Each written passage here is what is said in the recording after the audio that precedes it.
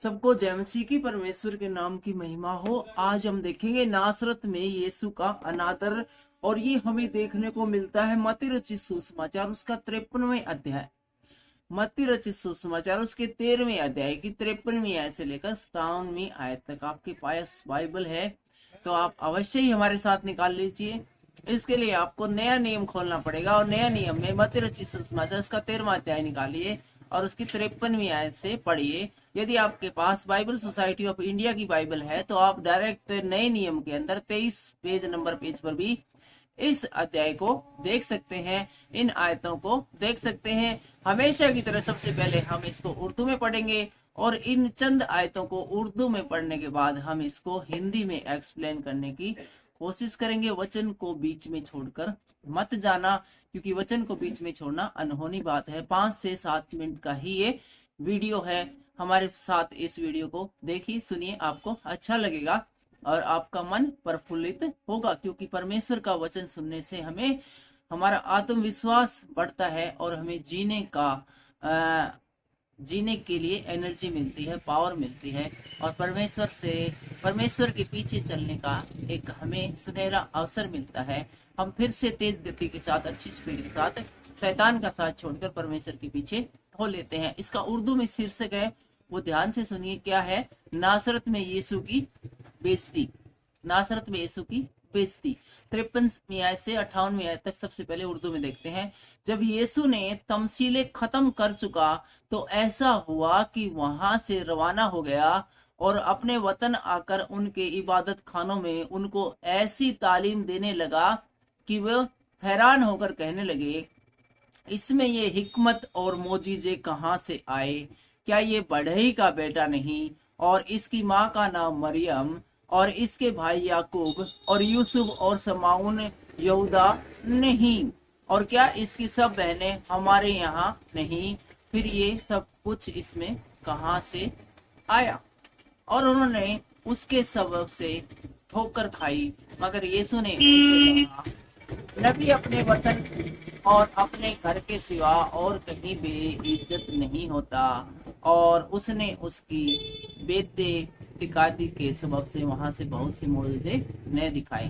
58वीं आयत को एक बार फिर से देखेंगे। और उसने उनकी बेइत्तेकादी के सबब से, बेतिबाबी के सबब से वहां बहुत से और मोजज़े न दिखाए। परमेश्वर का वचन उर्दू में सुने जाने पर परमेश्वर आपको आशीष दे, बरकत दे। अब इसी को हम एक बार हिंदी में देखते हैं। नासरत में यीशु का अनादर। जब यीशु ये सब दृष्टांत कह चुका, कौन से सब दृष्टांत कह चुका? पुरानी और नई शिक्षा का महत्व बता चुका, जाल का दृष्टांत बता चुका, अनमोल मोती का दृष्टांत बता चुका, छिपे हुए खजाने का दृष्टांत बता चुका, खमीर का दृष्टांत बता चुका, दृष्टांतों का प्रयोग करने के बारे में बता चुका, जंगली बीज का दृष्टांत बता चुका। और इसके अलावा बहुत सारे दृष्टांतों में जब लोगों को यीशु मसीह बता चुका तो उसके बाद में वहां से चला गया, और इस जगह पर, जिस जगह पर उन्हें बहुत सारे दृष्टांत बताए थे, उस जगह को छोड़कर चला गया और अपने नगर में आकर उनके आराधनालयों में ऐसे उपदेश देने लगा कि वे चकित होकर कहने लगे, इसको यह ज्ञान और सामर्थ्य कहाँ से मिले? और फिर अपने खुद के नगर में, अपने खुद की सिटी में आ गया और वहां पर चर्चे, अलग अलग चर्चों में जाकर परमेश्वर के राज्य का सुसमाचार सुनाने लगा। और जब परमेश्वर के राज्य के भेद लोगों को बताने लगा तो लोग हैरान हो गए और कहने लगे, इसको यह ज्ञान और सामर्थ्य के काम कहाँ से मिले? यीशु मसीह को इतना ज्ञान कहाँ से मिला? इस लड़के को इतना ज्ञान कहाँ से मिल गया भाई? है क्या यह बढ़ई का बेटा नहीं? तो वो सब कहने लगे, क्या ये उस बढ़ई का बेटा नहीं है? और क्या इसकी माता मरियम, और इसकी माँ जो इधर आसपास में रहा कर, क्या मरियम नहीं है?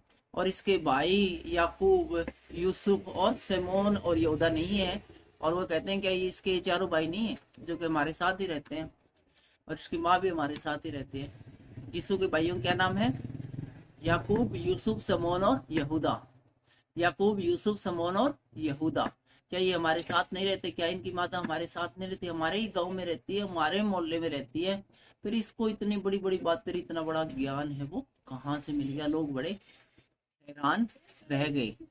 और 56वीं आयत में आगे कहते हैं, और क्या इसकी सब बहनें हमारे बीच में नहीं रहती, और इसके अलावा यीशु मसीह की जो बहनें हैं वे भी हमारे बीच में रहती हैं, फिर इसको यह सब कहाँ से मिला। तो बड़े हैरान थे लोग, ये कहाँ से क्या है? इतना बड़ा चमत्कार कैसे हो गया। सारे इसके परिवार वाले, इसकी मम्मी पापा भाई, सारे रिश्तेदार सब यही हमारे मोहल्ले में, हमारे एरिया में रहते हैं, और नॉर्मल सी फैमिली थी ये तो, लेकिन इतनी ज्ञान की बातें ये कैसे बता पा रहा है। बड़े हैरान थे सब लोग। और 57वीं आयत में इस प्रकार से लिख दिया गया है, इस प्रकार उन्होंने उसके कारण ठोकर खाई, पर यीशु ने उनसे कहा, भविष्यवक्ता का अपने देश और अपने घर को छोड़कर और कहीं निरादन नहीं होता है। यीशु मसीह ने बोला, भाई भविष्यवक्ता जो होते हैं उनका अपने देश और अपने नगर के अलावा और कहीं भी निरादन नहीं होता। यानी कि एक कहावत है, घर का जोगी जोगना बाहर का जोगी सिद्ध।